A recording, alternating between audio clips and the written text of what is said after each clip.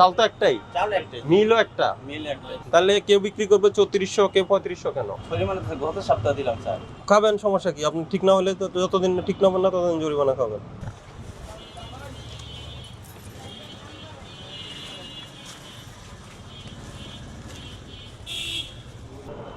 রশিদ 3500 বিক্রি করছেন, ওই সব জায়গাতে 3400 থেকে 3450 বিক্রি করছেন। আমার পরে কিনে আছে, আমার এর দাম বেশি হয়েছে। কবে কিনছেন আপনি? আমার গাড়ি এসে 4-5 দিন আগে।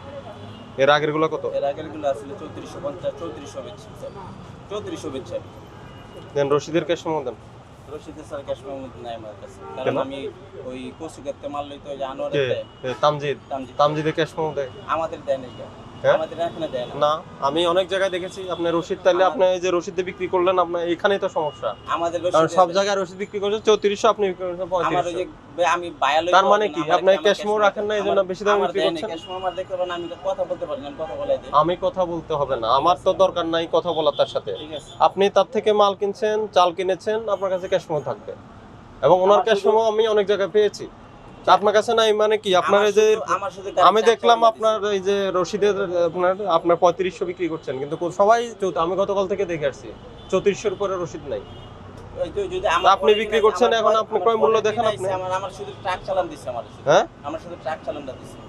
সেটা দেখ, আপনি রাখবেন, আপনি রাখেন না কেন? আপনার দোকানের নাম কি? সাদারপুর গাইস।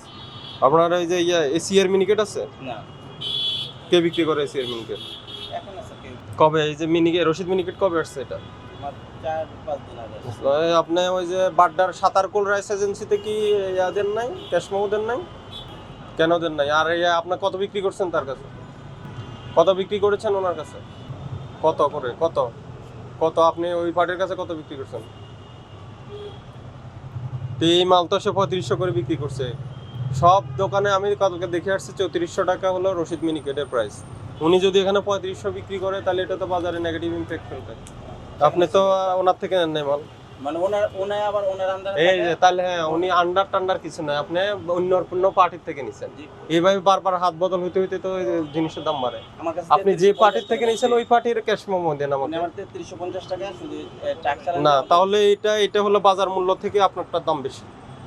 আপনি এটা তো একই জিনিস, চাল তো একটাই, চাল একটাই, মিলও একটা, মিল একটাই, কোয়ালিটি হ্যাপেন নাই।